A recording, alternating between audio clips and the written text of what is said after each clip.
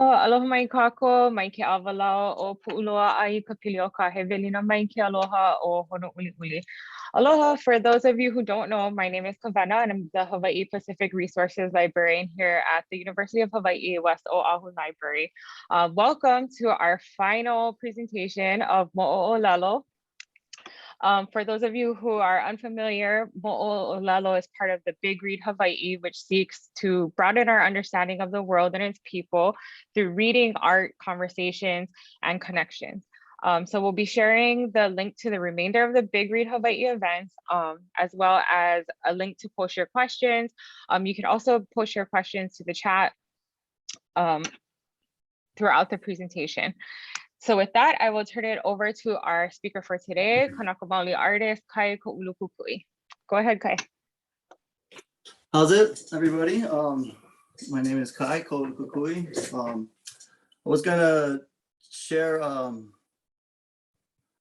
photo slideshow, and I can't quite figure out how to do it off of my iPad. So I'm just gonna kind of randomly go up on here and switch out photos every once in a while to kind of flip through some stuff. So yeah, I'm an artist. I'm based on the Big Island. My background is I was born and raised in Hilo. I moved around a lot, 10 schools in 9 years, back and forth between Oahu and the Big Island. My early influences, I mean, I've been creating as long as I can remember. Drawing was always my favorite. Early influences are cartoons and comic books, nature, art books, graffiti and graffiti books. Went to a bunch of schools. Like I said, I graduated from Castle High School, participated in Hana Noʻeau during high school. I learned a lot about art on those programs. My dad used to make me do some drawing homework. If I'd come home without homework, he'd make me go out, find a plant, sketch it, figure out what it is. And that was part of my assignments. My mom had a deal with me. She started noticing my tags around our town of Kaneohe, and she was like, you know, if you stop tagging, I'll build you a mural wall and buy paint every once in a while. So I kind of quit graffiti right there, did that thing, and started painting murals a little earlier than, you know, most kids get into it.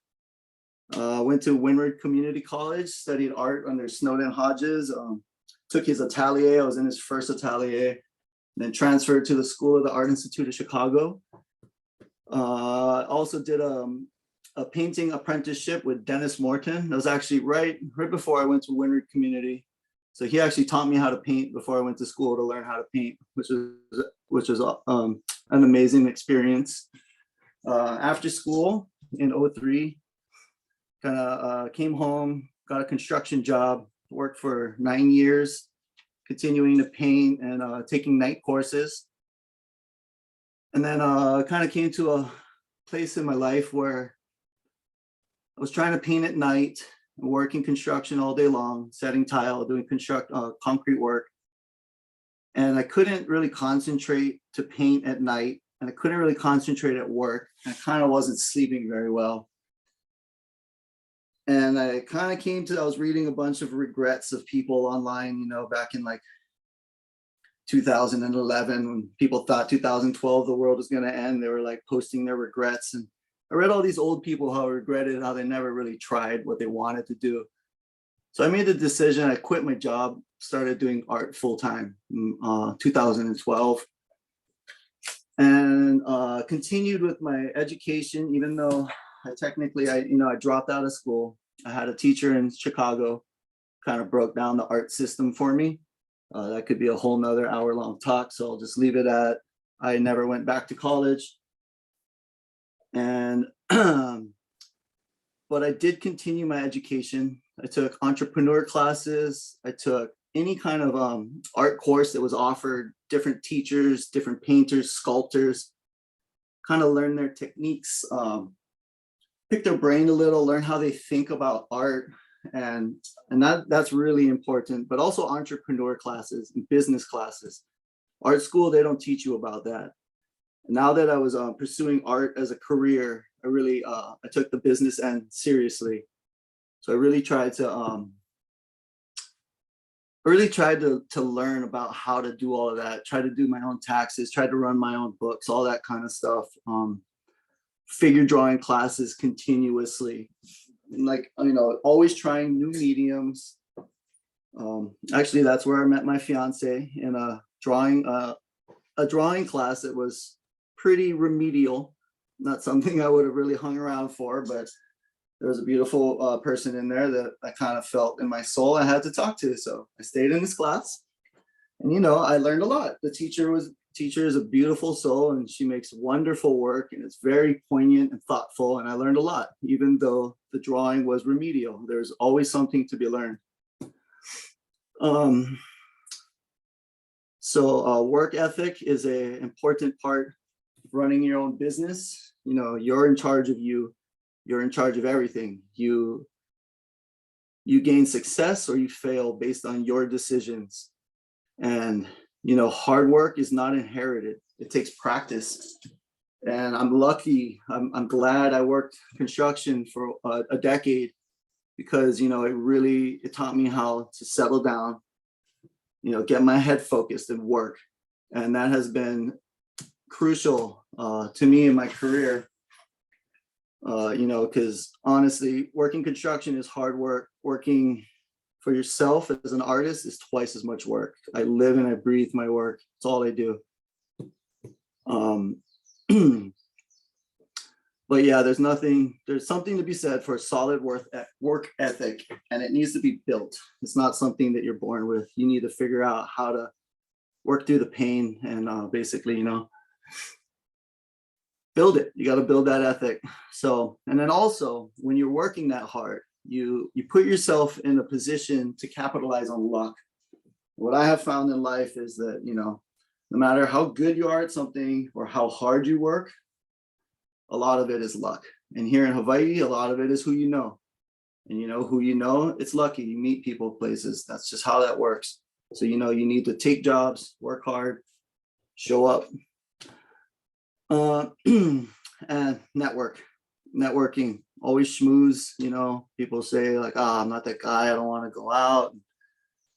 I want to go rub shoulders, hobnob with people, schmooze. I'm not that talky. That's me. You know, this is like the third interview I've done for anything. I've been avoiding these for decades.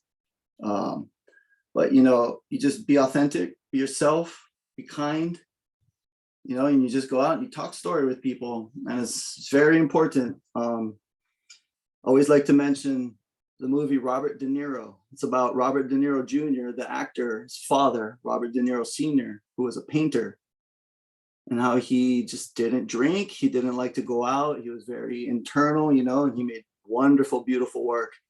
But he was left out of the art scene. You know, he painted with Ellsworth Kelly and that generation, and his name should have been remembered.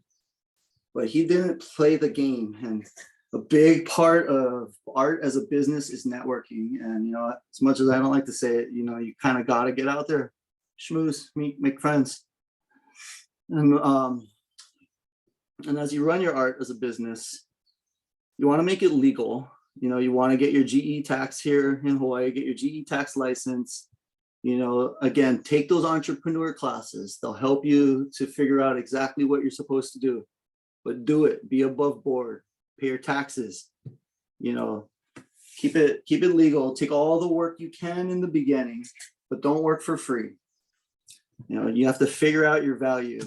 And when I was in college, what they taught, the going rate was your hourly plus materials times 2 is the price for a job.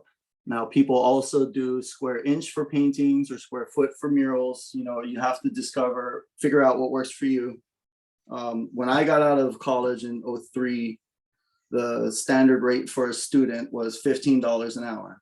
And, you know, I kind of did that for my pricing for my work, and it worked. I was able to sell little pieces as my business grew. As, you know, pieces got more intricate, skills got better, my name got bigger, you know, the price grows. So you kind of just have to figure out where you sit in that and kind of price it up on many factors. But again, that could be a whole nother hour of talk. So art is a business. You set goals, small and large. You know, figure out what you need to survive, to pay your bills, set goals to make those, set goals to make more. You know, it's a business, you need to grow your business. Find a team, work around other creatives, join a group, join a collective, join a club, join a studios. You know, have people to bounce other ideas off of. I was painting out of a Quonset hut in Kailua for about 1.5 years before my friend needed a roommate in Lana Lane's studio.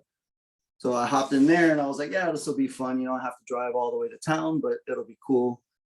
And that was like the best move ever. You know, just being there working late at night, seeing other painters working on things and being able to be like, hey man, what are you doing? And like, this is kind of what I'm doing. Like, what do you think of this? And that kind of stuff is important because, you know, you gotta look at things, you gotta get out of your own head for sometimes. And you know, when you're with other people, near other people, and in a studio space, in a creative space, everybody's working on something. So you'll go down to the welder and you'll be like, oh, this is not at all what I'm working on. And it'll kind of it'll change the way you think about things. But finding a team is important. Hire people to do things you can't.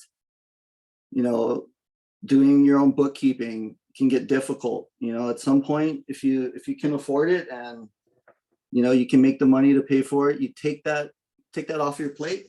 It'll make it easier. So I found that, you know, hiring a team, a good assistant, a good bookkeeper, management has been huge for me. Luckily, my fiance is in the art managed business, so she knows me better than anybody, and she's able to manage me from the inside, you know, and that's been a game changer. And you know, that always breaks down to find a team. You need to find people you can trust, surround yourself with positive energy, you know, most importantly with your partner in life. You know, you need to find somebody that's just good energy. It keeps your mind clear for art making. And in the end, you know, as an artist, what you really need to do is concentrate on how you can be creative and how you can create.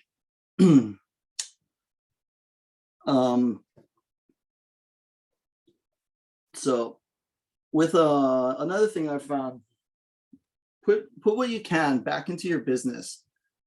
So as you get jobs, you get paid, you get big projects, you know, you buy good paint, buy better brushes. You know, there's a $2 brush in Home Depot, there's a $24 brush in Home Depot. There is a huge difference between the two.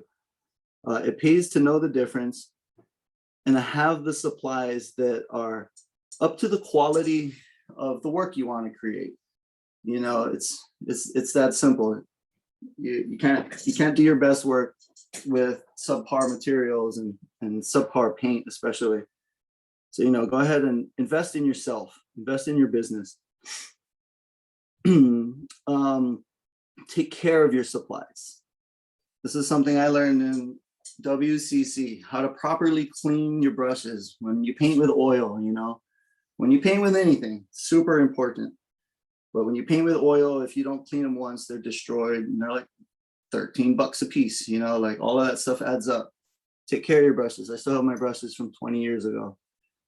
You know, you just keep them clean. You can keep using them forever. Make supplies. There will be stuff out there that you can't find. Don't be afraid to make it. You know, I needed a roller once that was thicker than anything I could find. And I just didn't know what to do, but the store right next door had sheepskin. And I recall, you know, sheepskin, that's what they used to make rollers out of. So I just bought some sheepskin, made myself a roller, got the tool I needed. You know, you gotta be able to roll with it, roll with the punches and make what you need. Do events. So as the artist coming up, you need to do events, large or small. night markets, little markets, community markets, bigger events if you can. You know, if you find yourself going to be in the mainland in September, you're going to be in California, look in that neighborhood ahead of time. There may be an art fair. You know, you buy yourself a little one of these guys, you know, put your name on it, keep it with you, take a flight. You know, you're going to go anyway to the mainland, you're going to be there. Just come over, set up, and just stand around and talk story. All events lead to meeting people, leads to more things. That's how community wants to connect with artists.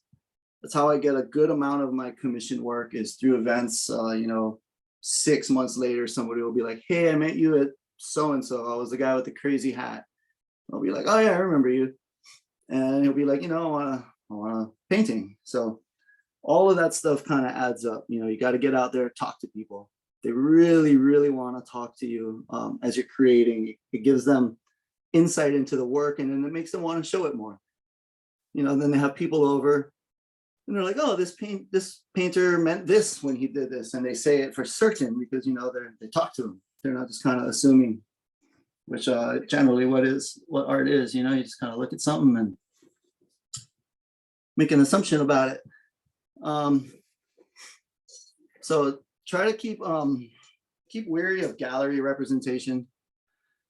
I know artists are gonna be bummed at me for saying this, but galleries traditionally have been very, very bad to artists. They have been ripping off artists since the beginning, and they still continue to do so because they think that we don't need them. But nowadays, with things like Instagram and all of these things online, half of my sales come from Instagram. You know, it is a perfectly viable way to get your name and your work out there, to put it up online like this. And you don't need the galleries. They need you. This is a fact of life. Galleries don't make anything. So when they're coming at you, taking 65% of the sale, just be wary. You need to be aware. Read the contracts carefully. Bring them to a lawyer if you need to. Just be aware. A lot of them, they're very unfair. I'll just say that. And what I have found is, find yourself a nice pub, find yourself a nice brew house, a wine taster, anywhere where there are people drinking alcohol. Put yourself a couple of pieces out there, lower priced ones, $50 prints, $100 prints. That will sell for you better than any gallery will. I mean, it is disturbing to say, but you know, I mean, unless you're the kind of person making $40,000 paintings, then obviously don't listen to me. I'm talking to, you know, us young Hawaiians who are trying to figure out how to make it in this world while being young Hawaiians. So be careful. Don't let people take advantage of you. Do the work. You know, I view painting, creating work in 3 ways. I do studio work, personal work, and public work. The studio work is the work that I create to sell. It's the stuff that I bring to pub houses, the prints that I have available on my website that I bring to fairs, the stuff that I know that people like and will purchase. This is my business end of what I do. This is how I pay my bills. Now at home, I create paintings for me, and I make paintings that I rarely show.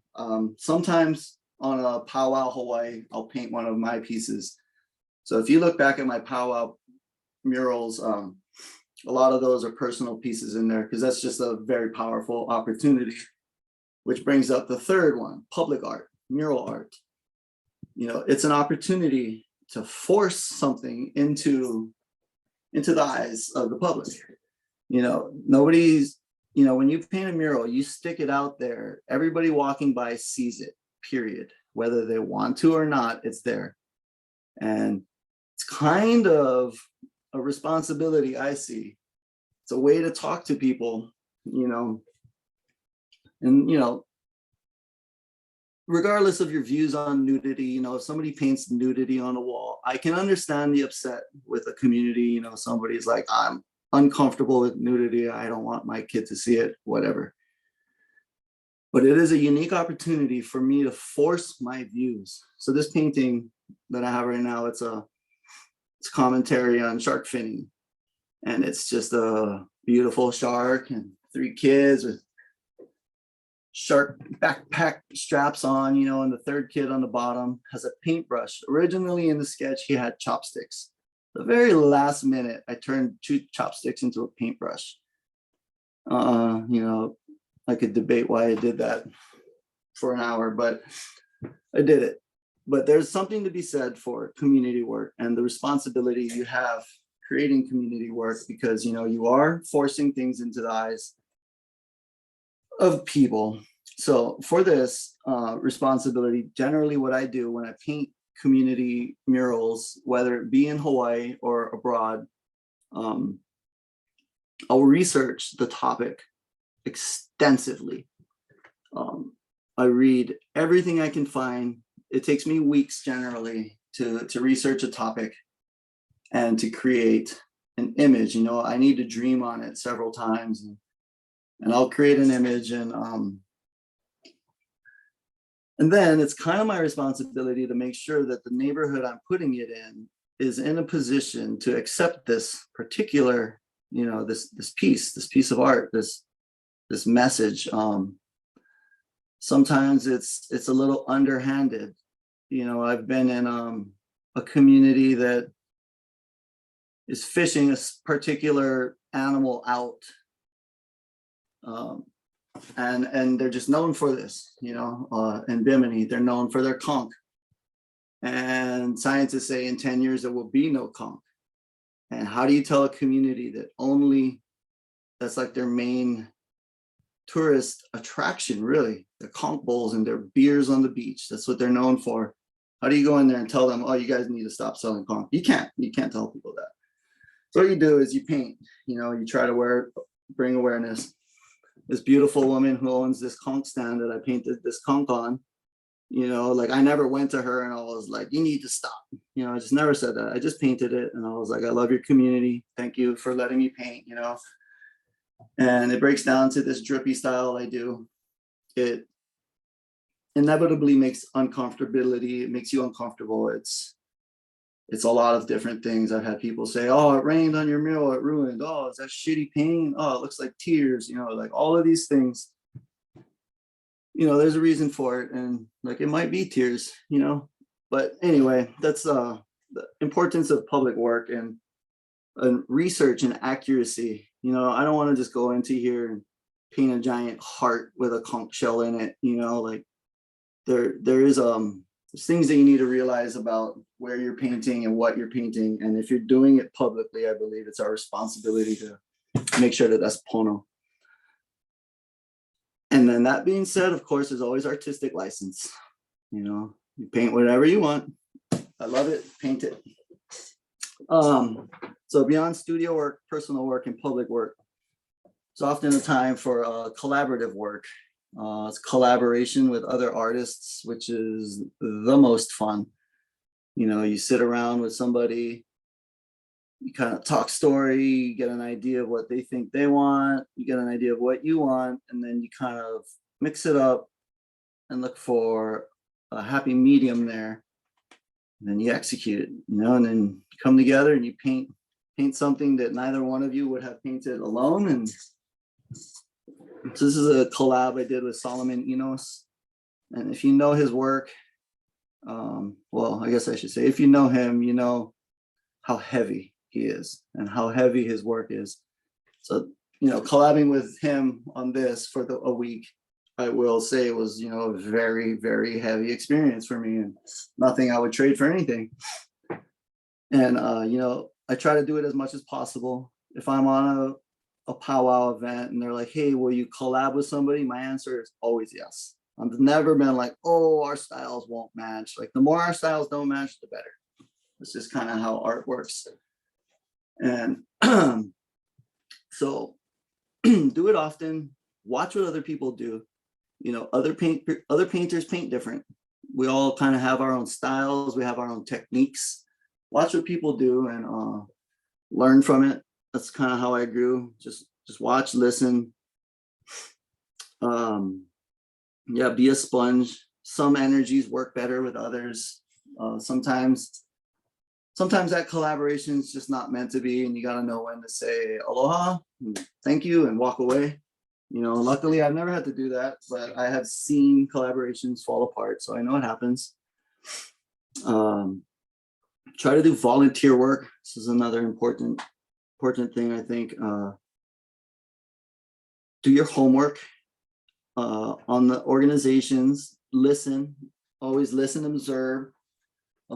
Try to take in the minutia of a person. You know, you can actually kind of tell, you know, if someone's Pono and you should be working with them or not. So, you know, try to work with the Pono people. Trust your gut. You know, and when doing volunteer work, you know, trust your gut, and also don't overcommit yourself to something that you can't afford to do. You know, if it's a great opportunity and you can afford to do it, do it. If it's a great opportunity and you're going to go deep into the hole, don't do it. If you need to go a little into the hole, it's always worth it. I've lost money on multiple projects, multiple collaborations, but I wouldn't take any of it back. It's all a growing experience.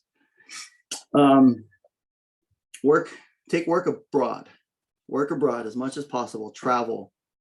The best way to learn is to get out there and see things. You know, get out there, do it in person. Trading travel experiences for work, I don't view that as free. You know, I say never work for free, but that kind of stuff is paid for an experience, and that's not free. Mural festivals. You know, if you're trying to be a muralist, there are a couple ways to get into a mural festival. You can apply. You can be invited. Generally, if you apply to a mural festival, they'll have you if you'll come out and do it.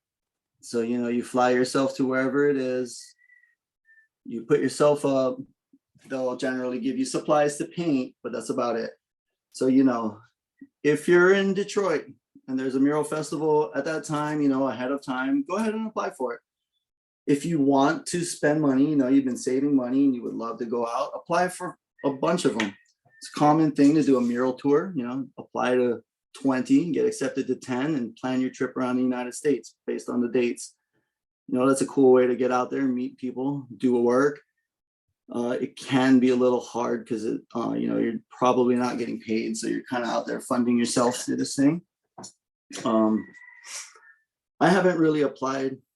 Actually, I haven't applied to any. I have a whole big list. Always kind of considered it. Never really thought flying myself to the mainland to paint in the mainland was a great use of my money. I asked to be a part of powwow in Nepal. I flew myself out there for that, and that was definitely worth it. That was a different experience. It wasn't like just painting murals.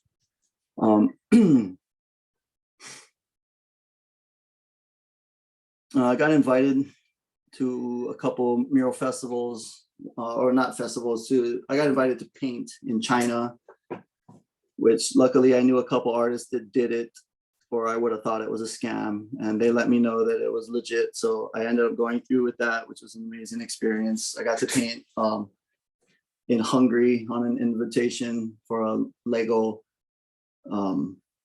robotics world championship, which is awesome. You know, all these little things, you know, even if there's not a lot of money in it, or even if you're paying to go, it's still worth it for experience in my eyes. Powwow, Hawaii, obviously it's like the largest in the world, and my studio is based out of Lana Lane. So I've been painting a part of powwow since 2012, pretty much because I'm a studio member who paints murals. So, you know, the first several years I would ask, and they'd be like, sure, you know, you're invited. And then it was just kind of like, oh yeah, another one this year, you're painting, Kai? And I'm like, yeah, you know, just paint, which is awesome because, you know, it's all love with organizations like that that spread, you know, they spread aloha in the neighborhood, and they bring in as many local artists as can, you know, provide CVs, you know, prove that they can paint, and they get out there and they give them space.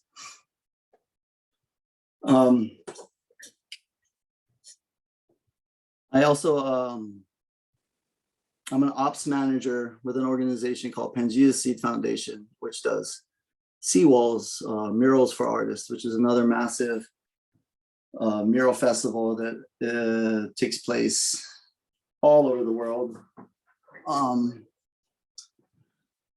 So let's see. So this is kind of pretty important. I've been a part of this organization since 2012. The first time I met them, they were about to set up an art show, and they needed a few hands. It was a very large crochet piece of work, and 3 people were supposed to show up, and only I did. But me and the director of the Pangea Seed Foundation, we were able to do the work, just the 2 of us, and we just kind of did a little extra. It was difficult, but we got it. And the artist kind of liked my attitude, so she was like, "Oh, we need to bring him on this weekend for a project on the Big Island." So, a couple days after meeting these guys, I hung one show. I was on the Big Island, and then a month later, I'm in Mexico, one day after their very first Seawalls event. And that was 10 years ago. And I've been on multiple projects with these guys across the world: Mexico, Canada, New Zealand, Fiji, Bahamas, Bimini, like just so many beautiful places, so many places that are ocean communities.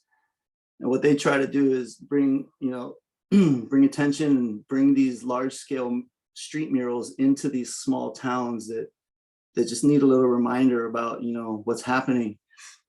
And, when I first met them, I was in a place where I wasn't volunteering with anybody. So I kind of felt like I needed to do something.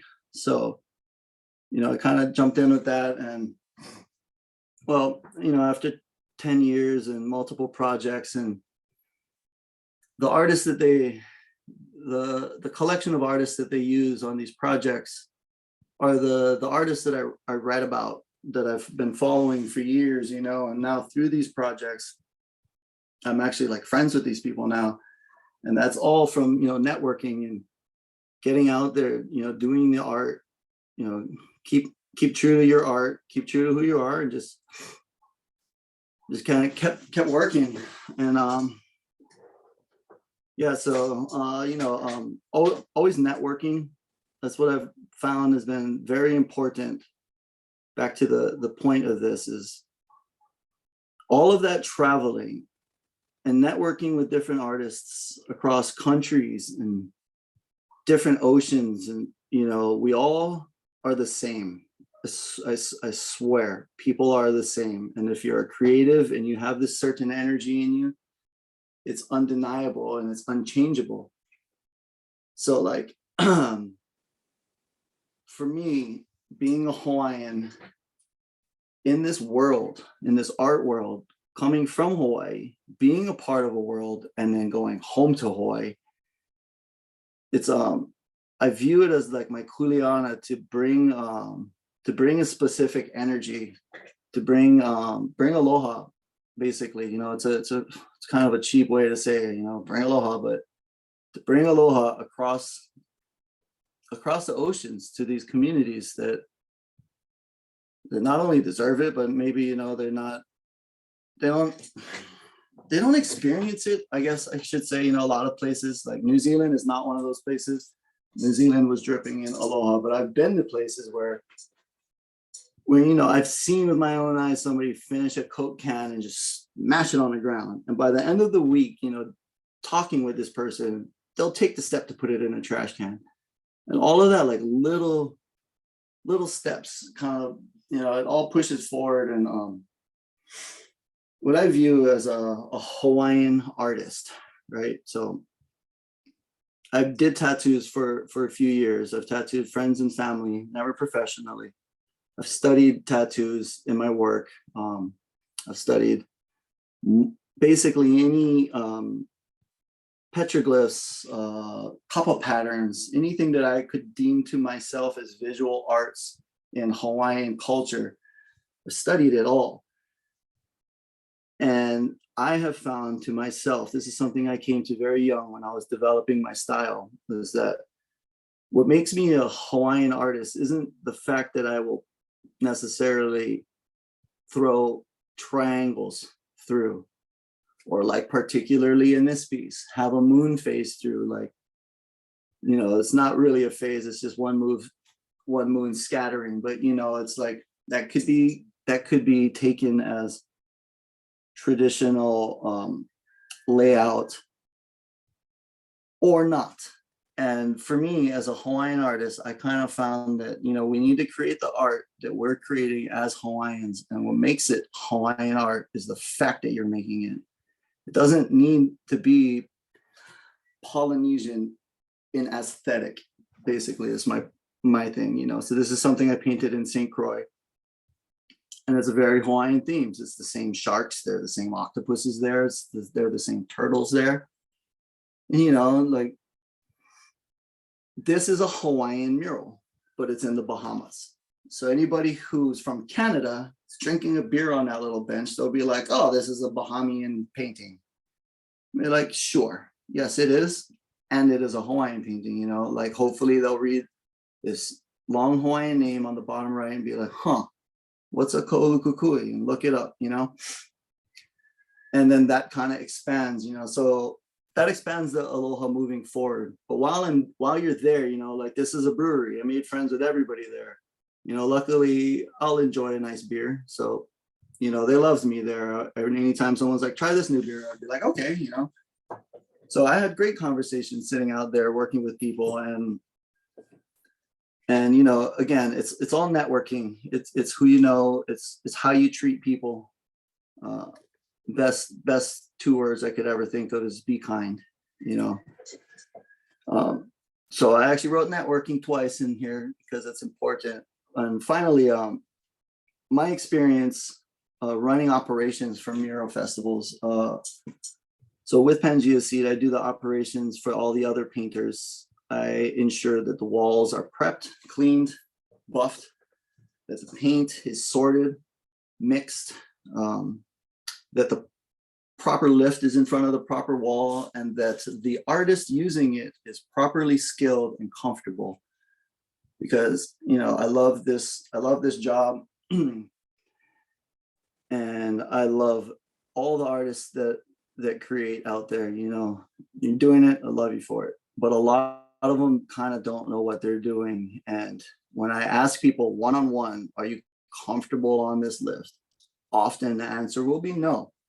So the most important thing for me running ops is to make sure that the individual artist I'm working with is comfortable on their wall, comfortable in everything they're doing. And if there's a question of it, I don't leave that person until they're good.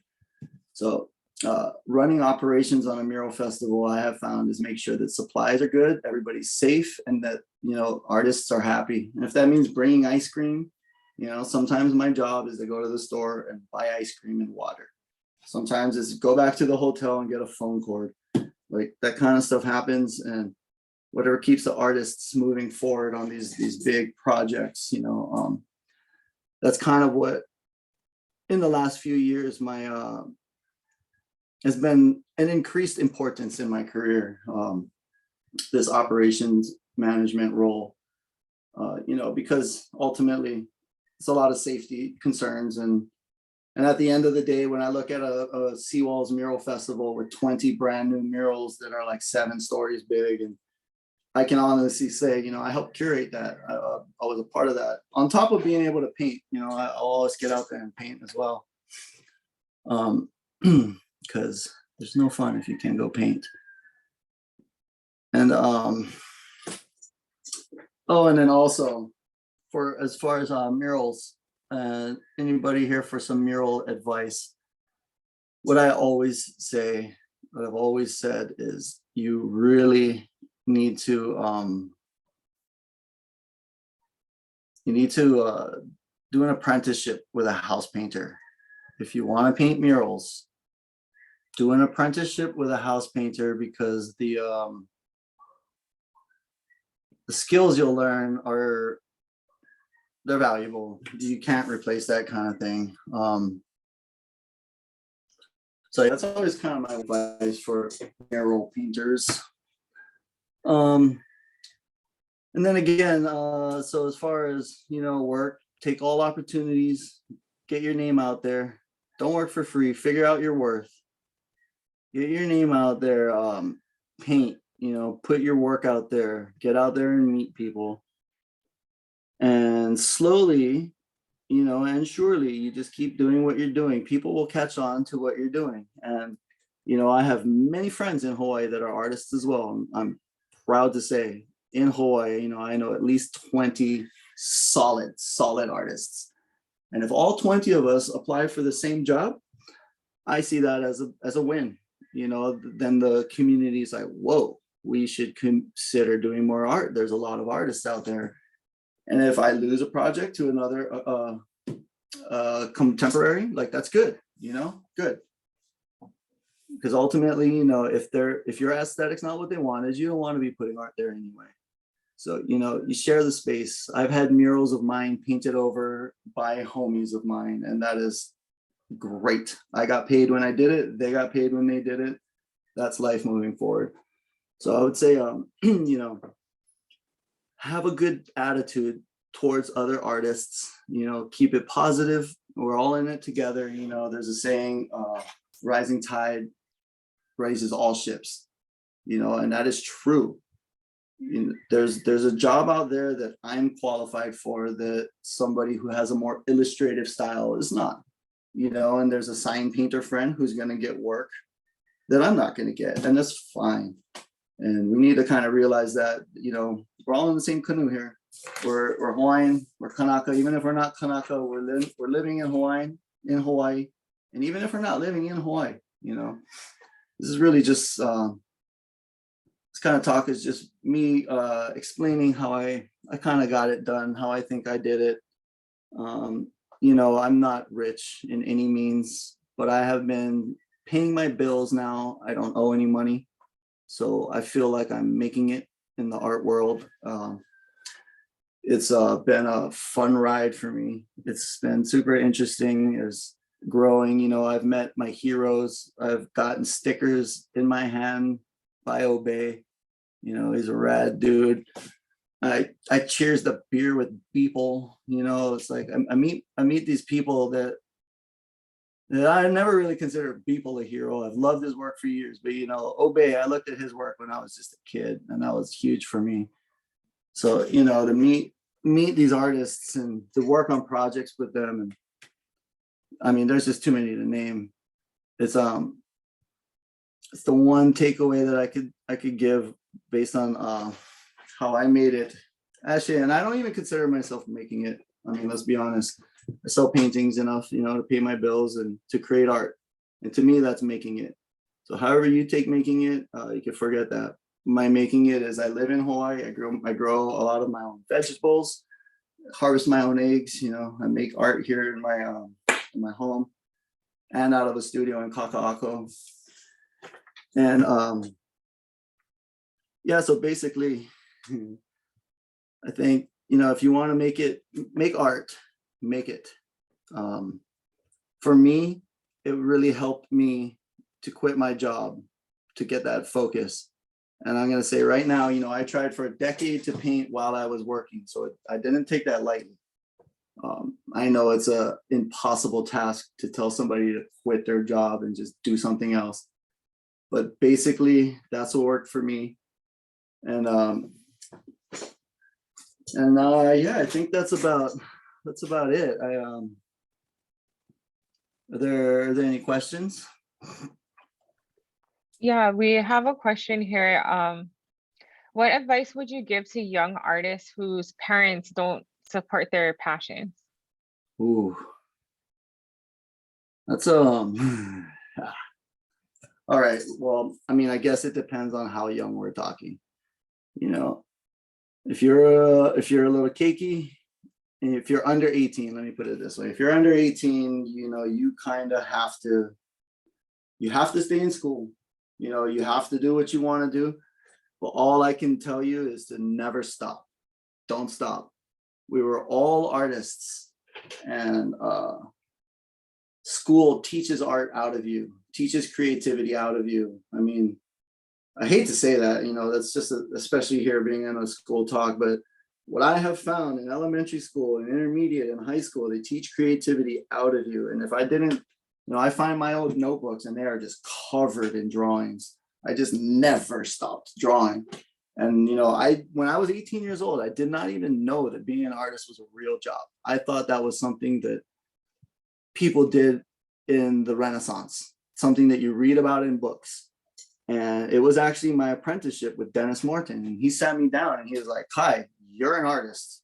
And I was like, I don't even know what that means. And he was like, this is what that means. You're supposed to create, you know, and he taught me how to paint and he put it into me, you know, and you know, at that point, I was lost. I barely made it out of high school. I was told I was too dumb for college and I failed out of the military. You know, I was 18 years old. I was just lost. So at that point, my parents told me that art is dumb, you know. My mom made a graffiti wall for me to, you know, mess around with. I mean, honestly, I love my mom to death and she's supportive to a point, but it was like less than 3 years ago when she told me it's not too late to give this all up and go back to school and become an architect. You know, your parents are never going to get it. They want the best for you and they're just never going to understand that the creative lifestyle is an option. Because, you know, there's a famous saying, starving artists, you know, they don't want to see their children hurt. They don't want them to be in that position. So my best advice would be learn as much as you can, because as an artist, all you're doing is transposing your information into visual something. You're sharing something within you and you need to take everything in to create. And at that same time, you know, if you have to get a job, get a job. You know, you got to work. We're in a community. We're in a situation here that is beyond us. We have to make money to pay bills, period. So, you know, never stop. That would be my key. If your parents don't support you, just don't ever stop. Just keep doing it. Don't show them your sketches. If it bums them out, don't show them your art, but never stop. Mahalo, that's great advice. So we have another question here in the chat. This is from Jen Davis. Aloha, Jen. She says, I love your passion for art and mahalo nui for sharing your story. What is your plan for the future? And do you consider having an apprentice to share your wealth of knowledge with? Yeah, for sure. I mean, I've considered multiple times putting it on like Craigslist, and just right now I'm not in a place, like I'm in my makeshift studio. I'm about to build a proper studio. And then I would consider bringing on an apprentice or two even, you know, to learn, because I have a wealth of information. You know, I took multiple painting classes. I learned to paint in an atelier, ancient Italian styles. I learned a Flemish style of painting. And it would be rad to have somebody, you know, I've had assistants before, but they were always very talented painters themselves. And it was kind of just like, hey man, I can give you $15 an hour for 10 hours this weekend, you know, and they're like, sweet, make some money. But there have never really been apprentices because, well, like I said, they're already very talented. They kind of already knew what they were doing and they're off on their own journey. But I would definitely be down to like having a mind to to offload some of this on. And near future for me is well, I had a mural application due today. I have a design for a couple slipper design due today as well. So as soon as I get off of this, I have 2 more hours of finalizing a design. Art projects moving forward, I have maybe 4 commissions to catch up with, but nothing really large on the horizon. I just finished a massive commission with Ala Moana that consists of 20 pieces. There were 40 by 60 inches, so 13 of them were originals and 7 were prints, and that was on an impossible deadline to begin with. And it took every ounce of energy I had. It took everything out of me. So, you know, today was my big deadline. You know, I had this talk, which is probably more stressful than all of my painting projects put together. But I had this talk and then these 2 deadlines today. So I'm actually looking forward to in the next 7 days getting to the ocean and get some ocean time in. And Yeah, and what that means for me is I'm gonna bring a little sketchbook and watercolors, and those are like that's the personal work. I have a stack of watercolors from my travels. I see a beautiful building or a sunset and I just paint. So I love painting landscapes. But if you look around, I don't sell landscapes. You won't see landscapes because that's just kind of personal work. So I think what I'll be doing in the next couple weeks, I'm gonna focus on these commissions and I'm gonna turn inward and do some personal exploration. That is awesome and so well deserved. So, and really mahalo for sharing your time with us, especially when you're on all these deadlines. But what you just said kind of relates to another question we had is outside of art, what are your other interests? So I live on the Big Island now, back on the Big Island, and I like to grow things. So I have my garden going. I got some chickens, but really what I'm doing is I'm clearing back this land, and this house I just bought. It was completely trashed, so we did a full renovation, just my fiance and I, top to bottom, and it's so close to finish. So honestly, the last year I've only painted a handful of works. I've been back in construction mode, wearing knee pads, every day on my hands and knees, set tile, built the concrete countertops. And honestly, I do love that stuff. I love doing it. I don't want to get paid for it. I'm not trying to do it as a job, but if I have time off, I'll be in my garage, like I'm what I like to call a YouTube mechanic. So I'll go in the garage, I'll mess with my truck. I just got a welder for Christmas. My fiance is the best. I always talk about welding. She's like, here, figure it out. So now any downtime I get, I'm outside welding stuff together, trying to fix my bumpers, so I love to be out in my yard, out in the garden. And once the trucks are up and running and, everything is moving smoothly, I have my house is done. What I really love to do is 4-wheel drive down to the ocean and go fishing, go cruise with my buddy. He's got a ʻŌlelo poles.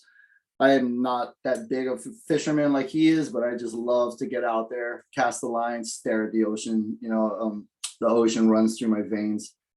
So if I can, I'm out there. Okay, another question we got is what artwork do you choose to surround yourself with in your own home? Like, do you hang your own art, and is there a particular medium you like? In my home, I do not hang my art. So right now behind me, I have these 3 paintings. It's kind of blocking the window because the backlight was too bright.